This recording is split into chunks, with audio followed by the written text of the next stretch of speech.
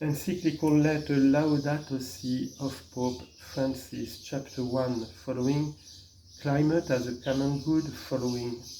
Number 25. Climate change is a global problem with grave implications: environmental, social, economic, political, and for the distribution of goods. It represents one of the principal challenges facing humanity in our day. Its worst impact will probably be felt by developing countries in coming decades.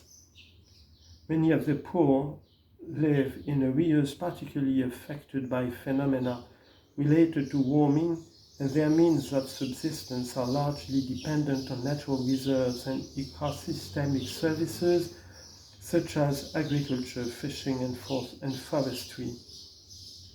They have no other financial activities or resources which can enable them to adapt to climate change or to face natural disasters, and their access to social services and protection is very limited. For example, changes in climate to which animals and plants can't adapt lead them to migrate. This in turn affects the livelihood of the poor, who are then forced to leave their homes with great uncertainty for their future and that of their children. There has been a tragic rise in the number of migrants seeking to flee from the growing poverty caused by environmental degradation. They are not recognized by international conventions as refugees. They bear the loss of the lives they have left behind without enjoying any legal protection whatsoever. Sadly, there is widespread indifference to such suffering, which is even now taking place throughout our world. Our lack of response to these tragedies involving our brothers and sisters points to the loss of that sense of responsibility for our fellow men and women upon which all civil society is founded. Many of those who possess more resources and economic or political power seem mostly to be concerned with masking the problems or concealing their symptoms, simply making efforts to reduce some of the negative impacts of climate change. However, many of these symptoms indicate that such effects will continue to worsen if we continue with current models of production and consumption.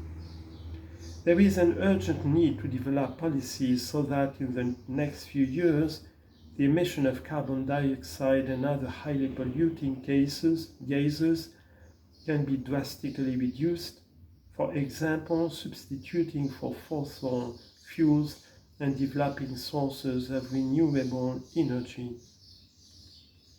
Worldwide, there is minimal access to clean and renewable energy. There is still a need to develop adequate storage technologies. Some countries have made considerable progress, although it is far from constituting a significant proportion. Investments have also been made in means of production and transportation which consume less energy and require fewer raw materials, as well as in methods of construction and renovating buildings which improve their energy efficiency. But these good practices are still far from widespread. Second, the issue of water. Other indicators of the present situation have to do with the depletion of natural resources. We all know that it is not possible to sustain the present level of consumption in developed countries and wealthier sectors of society where the habit of wasting and discarding has reached unprecedented levels. The exploitation of the planet has already exceeded acceptable limits, and we still have not solved the problem of poverty. Fresh drinking water is an issue of primary importance, since it is indispensable for human life and for supporting terrestrial and aquatic ecosystems.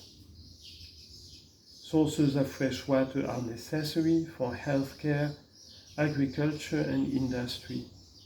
Water supplies used to be relatively constant, but now in many places demand exceeds the sustainable supply, with dramatic consequences in the short and long term. Large cities, dependent on significant supplies of water, have experienced periods of shortage, and at critical moments these have not always been administered with sufficient oversight and impartiality. Water poverty especially affects Africa, where large sectors of the population have no access to safe drinking water or experience droughts which impede agricultural production. Some countries have areas rich in water, while others endure drastic scarcity. One particularly serious problem is the quality of water available to the poor. Every day, unsafe water results in many deaths and the spread of water-related diseases, including those caused by microorganisms and chemical substances.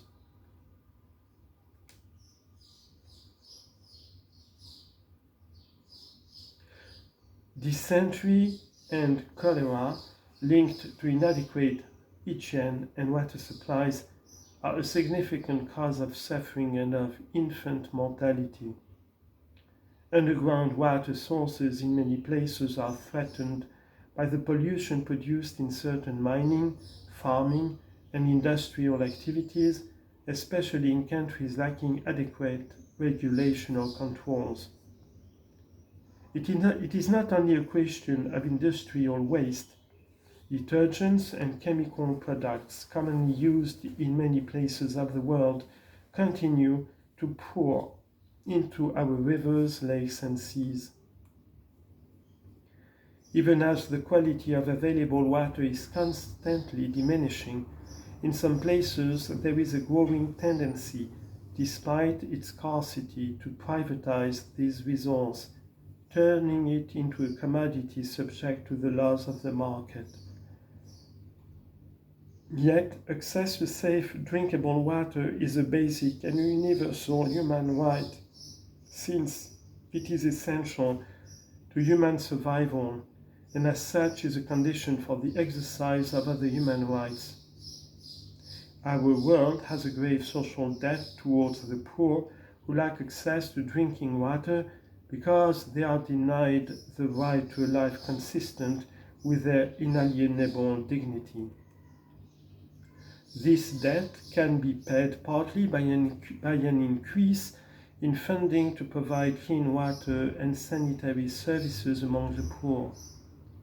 But water continues to be wasted, not only in the developed world, but also in developing countries which possess it in abundance.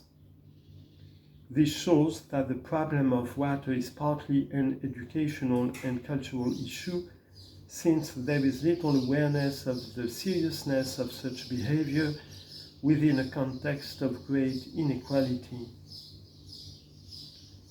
Greater scarcity of water will lead to an increase in the cost of food and the various products which depend on its use.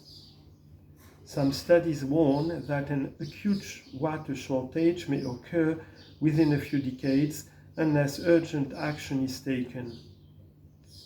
The environmental repercussions would affect billions of people.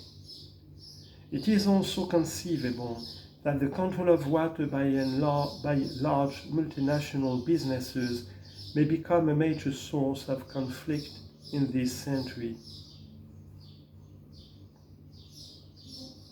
3. Loss of biodiversity. The Earth's resources are also being plundered because of short-sighted approaches to the economy, commerce, and production.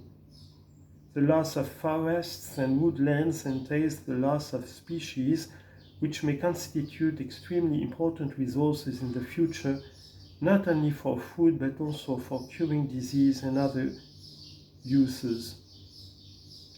Different species contain genes which could be key resources in years ahead for meeting human needs and regulating environmental problems.